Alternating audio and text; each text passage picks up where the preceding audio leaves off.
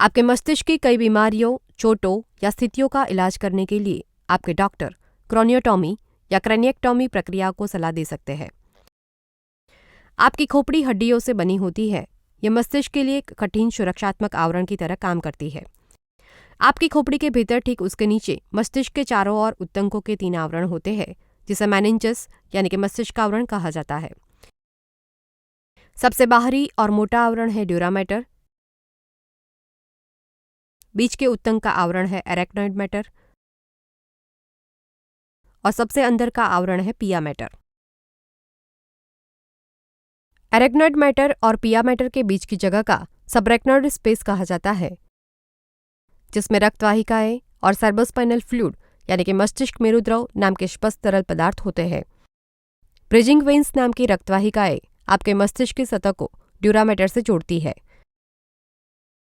अन्य रक्तवाहिकाएं, जिन्हें cerebral arteries यानी कि मस्तिष्क संबंधी धमनियां कहा जाता है, वे आपके मस्तिष्क में रक्त प्रदान करती है। मस्तिष्क अपने सामान्य कार्य कर सके, इसके लिए जरूरी है आपकी खोपड़ी के अंदर आपकी रक्तवाहिकाओं के रक्त, आपके मस्तिष्क के आसपास सेरेब्रोस्पाइनल फ्लूइड और मस्तिष्क के उत्तक, इन सबके बीच एक सौम्य संतुलन बना रहे। इसे सामान्य इंट्राक्रैनियल प्रेशर कहा जाता है।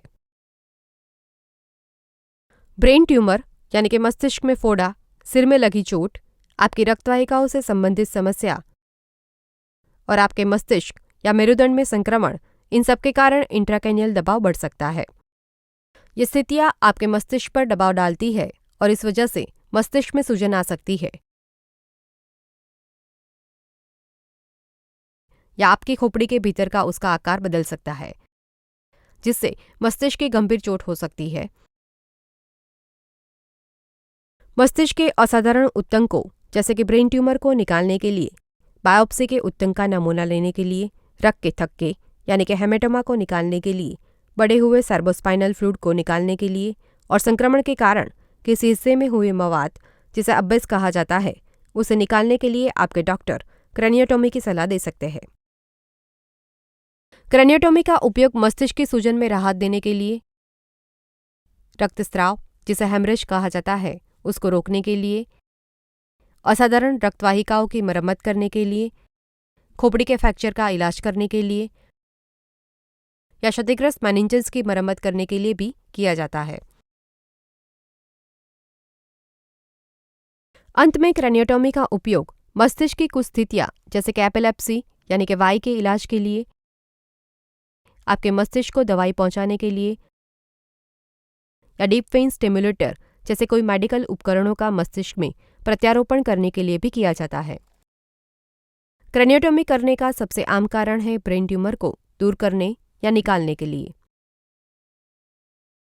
आपकी प्रक्रिया से पहले आपको बेहोश और दर्द रहित बनाने के लिए जनरल एनेस्थीसिया यानी कि सामान्य संज्ञान दिया जाता है। आपकी खोपड़ी में ट्यूमर यानी कि ट्यूमर के ऊपरी भाग की त्वचा पर से बालों को निकाल दिया जाएगा। शुरुआत करने के लिए आपके सर्जन आपके स्काल्प यानी कि खोपड़ी के ऊपर की त्वचा में एक चीरा करेंगे। आपकी खोपड़ी में एक या अधिक छेद किए जाएंगे। फिर आपके सर्जन इन सभी छेदों को संलग्न करके बॉनफ्लैप नाम की हड्डी का एक चक्र हिस्सा बनाएंगे और उसे निकाल देंगे। आपके सर्जन आपके मस्तिष्क को उजागर करने के लिए ड्यूरामेटर में एक चीरा करेंगे। फिर आपके ट्यूमर को निकाल लिया जाएगा। ड्यूरामेटर में किए गए चीरे को टाँके लेकर बंद कर दिया जाएगा। आपके सर्जन बॉनफ्लैप को मेटल फ्लैट यानी कि धातु की प्लेट और स्क्रू के साथ फिर से जोड़ देंगे, जो आपकी खोपड़ी में जीवन भर रहेगा। यदि आपके मस्तिष्क में बहुत अधिक सूजन हो या आपकी खोपड़ी संक्रमित हुई है, तो आप कुछ बदलाव वाली क्रेनियोटॉमी की प्रक्रिया, जिसे क्रेनिएक्टॉमी कहा जाता है, वो कर सकते हैं। मस्तिष्क में आई सूजन को कम होने के लिए समय देने के लिए आपके सर्जन बॉनफ्लैप को आपकी खोपड़ी के साथ जोड़ना थोड़ा विलंबित कर सकते हैं और कुछ समय के बाद एक और प्रक्रिया के द्वारा उसे वापस जोड़ सकते हैं। क्रानियोटॉमी या क्रेनियोओसिटॉमी दोनों में से किसी प्रक्रिया के अंत में आपकी खोपड़ी के ऊपरी त्वचा में किए गए चीरे स्टेपल के साथ बंद कर दिए जाएंगे और आपके सिर के हिस्से को पट्टी के साथ लपेटा जाएगा। यदि आपने क्रेनियोओसिटॉमी करवाई है तो सूजन कम होने के बाद क्रानियोप्लास्टी नामक आपकी एक और अन्य प्रक्रिया होगी। उस समय आपके सर्जन आपके बॉन फ्लैप को मेटल प्लेट और स्क्रू के साथ फिर से जोड़ देंगे और स्टेपल के साथ आपकी त्वचा में किए गए चीरे को बंद करेंगे।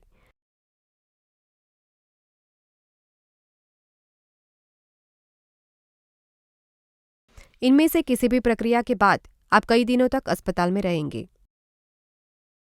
आपके देखभालकर्ता आपको प्रश्न पूछकर और आपकी आंखों में प्रकाश डालकर आपके मस्तिष्क के कार्य की जांच करेंगे।